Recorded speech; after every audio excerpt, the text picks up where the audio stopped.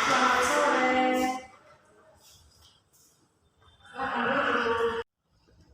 Silakan duduk. Silakan duduk.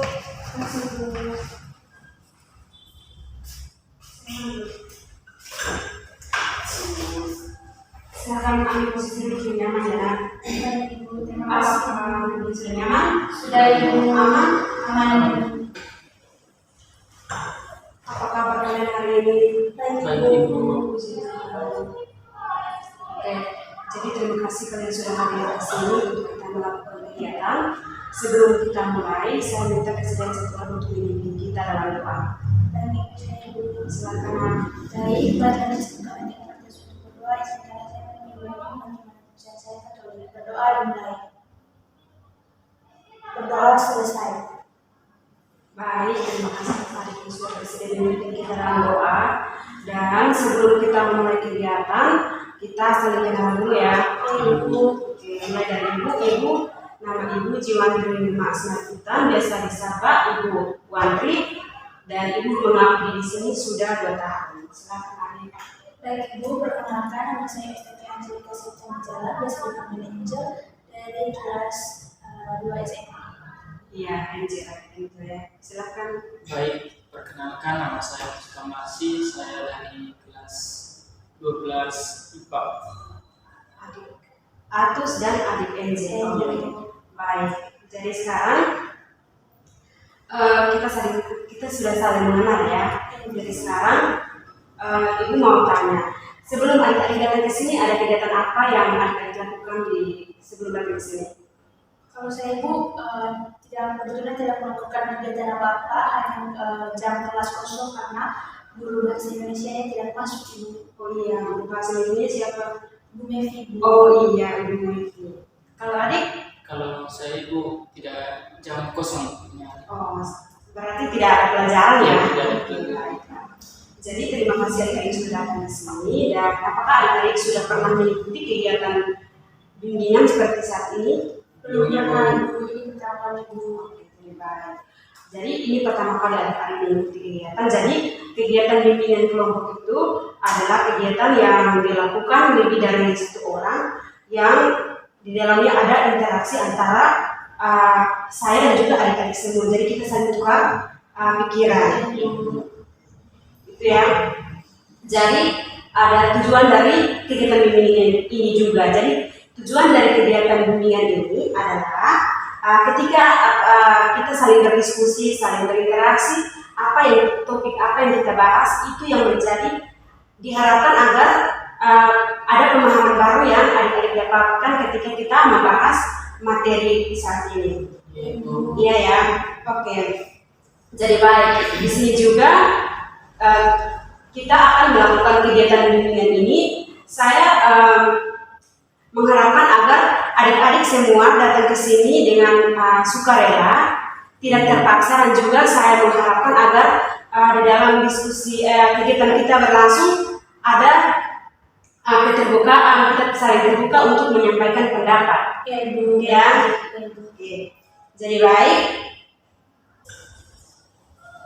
Oke, jadi tadi adik-adik sudah mengetahui apa itu bimbingan kelompok, ada tujuan-tujuannya, dan juga dalam kegiatan itu kita harus saling berinteraksi. Oke, jadi baik. Apakah adik-adik sudah siap mengikuti kegiatan ini? Siap Ibu. Oke, baik. Jadi adik-adik katakan bahwa adik-adik siap, tapi kelihatannya adik-adik masih letih. Jadi Ibu sudah siapkan salah satu game untuk kita. Sebelum memulai kegiatan ini, kita membuat suasana kita tidak ada ketegangan, kita semua fresh atau happy mengikuti kegiatan ini. Jadi Ibu menyiapkan satu game. Game itu kalau saya bilang botak berarti adik-adik pegang kepala. Kalau saya bilang buta berarti adik-adik pegang mata. Kalau saya bilang batu berarti adik-adik pegang mulut. Oke. Jadi kita mulai ya. Ya Ibu. Batu, buta, botak, batu, buta, botak. Jadi kita ulang ya. Kita ulang lagi. Oke. Buta,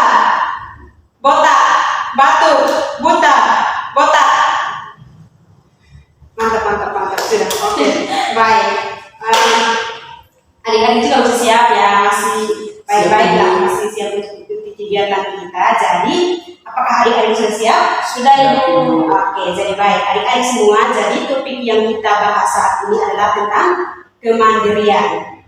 Apakah adik-adik pernah dengar apa itu kemandirian? Pernah Ibu.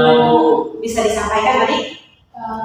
Yang saya tahu tentang kemandirian itu adalah bagaimana cara seseorang untuk mengendalikan hidupnya atau melakukan sesuatu dengan keputusannya sendiri tanpa harus mempertimbangkan pendapat orang lain. Oke, jadi menurut adik Angel, kesimpulannya bahwa orang yang mandiri itu orang yang mampu membuat kesimpulan sendiri ya, atau membuat keputusan sendiri dan mampu melakukan keputusannya itu sendiri ya.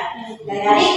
Kalau menurut saya itu kemandirian itu misalnya bisa bekerja sendiri, misalnya cuci piring Ibu. Oke. Jadi itu mandiri ya. Baik. Jadi apa yang dikatakan adik-adik itu semua benar. Jadi orang yang mandiri itu adalah orang yang tidak bergantung pada orang lain. Dia mampu untuk membuat keputusan sendiri. Terus itu dia juga mampu untuk melakukan keputusan yang dia sudah lakukan itu dengan penuh tanggung jawab. Oke ya, paham ya adik-adik? Jadi di samping itu juga ada ciri-ciri orang yang mandiri. Jadi apakah adik-adik tahu orang yang mandiri itu dia punya ciri-ciri atau kalau kita tahu kalau dia itu mandiri itu kita lihat dari mana? Seperti tadi Bu, dia bisa melakukan sesuatu tanpa adanya paksaan bukan paksaan gitu. Dia tidak mengharapkan pendapat dari orang lain. Lalu seperti yang Tus katakan tadi, dia melakukan pekerjaan itu sendiri gitu. Oke, baik ya, benar ya adik-adik. Jadi orang yang mandiri itu dia tidak mampu bergantung pada orang lain. Orang mandiri dia tidak bergantung pada orang lain. Yang kedua itu dia tidak ada rasa takut untuk melakukan sesuatu. Terus orang yang mandiri itu juga dia selalu ada inisiatif untuk melakukan sesuatu hal yang baru bagi dia. Itu ya orang-orang yang mandiri ya, ciri-ciri orang mandiri. Jadi dia orang-orang yang mandiri itu juga dia menghargai waktu ya. Ya adik. Jadi orang yang mandiri itu orang yang mengambil keputusan. Untuk ciri-cirinya itu dia tidak bergantung pada orang lain. Dia juga selalu ada inisiatif untuk memulai hal yang baru. Ya, oke ya. Oke, kita lanjut. Ada berikut ada aspek-aspek yang mandiri yang disiapkan di sini. Jadi aspek yang pertama itu tentang aspek emosional. Apakah adik-adik tahu apa itu emosi kayak kata lain dari emosi itu seperti apa? Luapan perasaan seseorang. Perasaan. Marah-marah Ibu, suka marah-marah. Oke, baik. Jadi benar ya kalau aspek apa yang dikatakan adik-adik itu benar. Jadi aspek yang benar secara emosional itu dia itu satu individu yang kayak dia sudah mandiri dalam emosional diri dia, berarti dia tidak akan melibatkan orang lain dalam perubahan dirinya. Begini berarti melibatkan hubungannya dengan orang terdekatnya termasuk orang tuanya. Jadi aspek yang mandiri secara emosional itu individu yang mandiri secara emosional dia tidak bergantung lagi pada orang tua. Jadi individu emosional itu dia lebih ke sudah mampu untuk melakukan sesuatu yang membahagiakan dirinya. Ya Ibu. Oke, baik. Apakah yang aspek yang kedua itu aspek kemandirian secara tingkah laku? Apakah adik-adik tahu aspek kemandirian secara tingkah laku itu seperti apa? Tidak Ibu. Ibu. Di sini Ibu sampaikan bahwa orang seperti yang tadi adik Eja katakan bahwa dia mampu untuk melakukan keputusan sendiri dan mampu melakukan keputusan dia sendiri dengan penuh tanggung jawab sesuai dengan dia punya tingkah laku kehidupan sehari-hari. Jadi itu benar tadi sudah ada katakan bahwa aspek kemandirian secara tingkah laku itu orang yang mampu membuat keputusan dan juga mampu untuk melakukan keputusannya itu. Iya. Jadi yang ketiga itu adalah aspek kemandirian secara nilai. Apakah adik-adik tahu aspek kemandirian secara nilai itu seperti apa?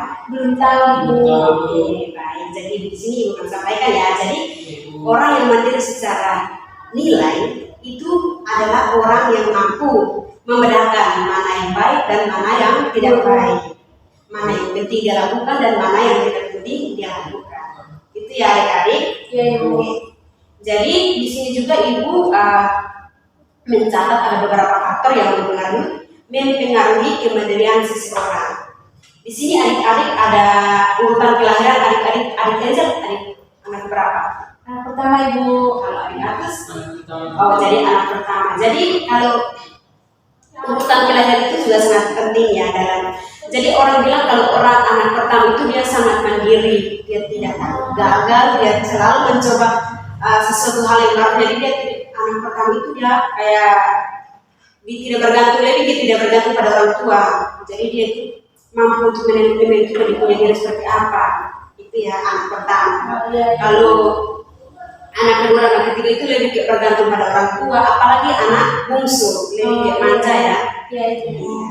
Gitu.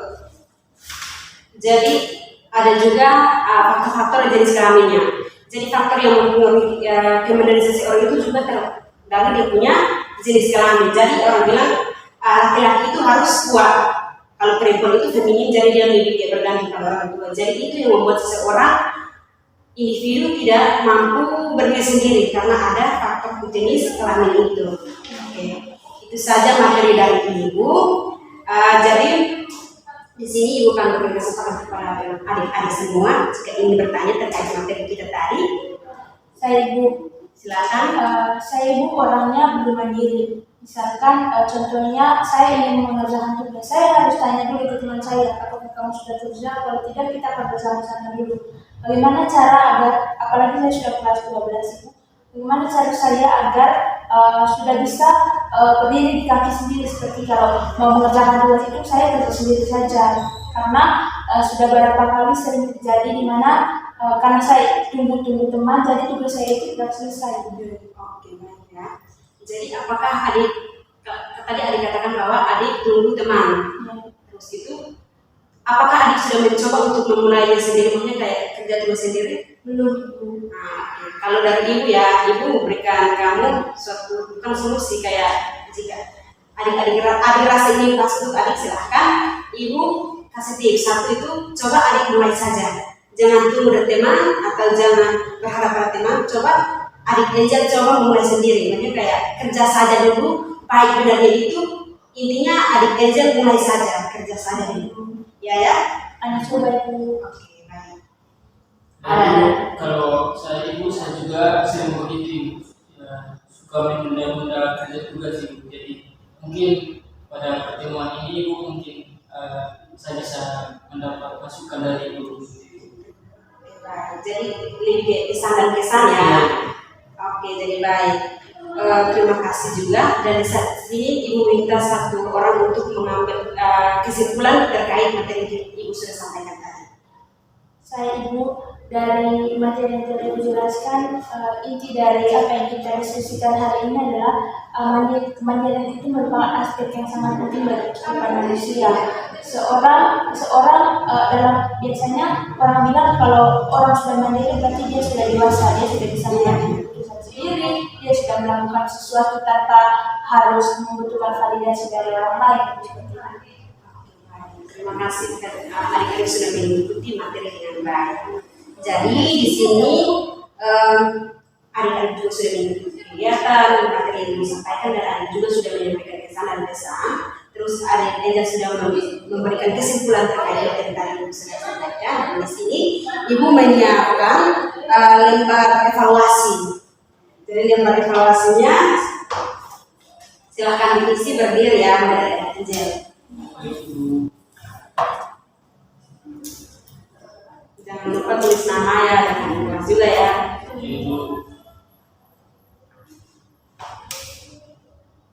Sudah ibu.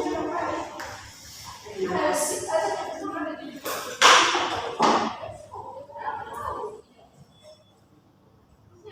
Oke, jadi baik. Tadi adik-adik juga sudah menyampaikan kesan dan pesan dari sini sudah berakhir kegiatan kita pada saat ini. Jadi sebelum kita mengakhiri kegiatan kita, ibu mau tanya kepada adik-adik semua.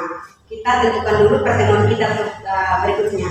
Jadi adik-adik setujunya kita ketemu di waktu yang sama, di hari yang sama, atau kita ubah lagi pertemuan kita? Tetap Ibu di waktu yang sama Ibu. Oke, baiklah kalau begitu. Terima kasih. Jadi kita ketemu lagi minggu depan hari yang sama dan Jangan sampai. Oke. Nah, jadi tadi kita memulai kegiatan kita dengan doa dan saya minta kesediaan satu orang untuk kita tutup juga dengan doa ya. Saya minta Saya kesediaan. dulu.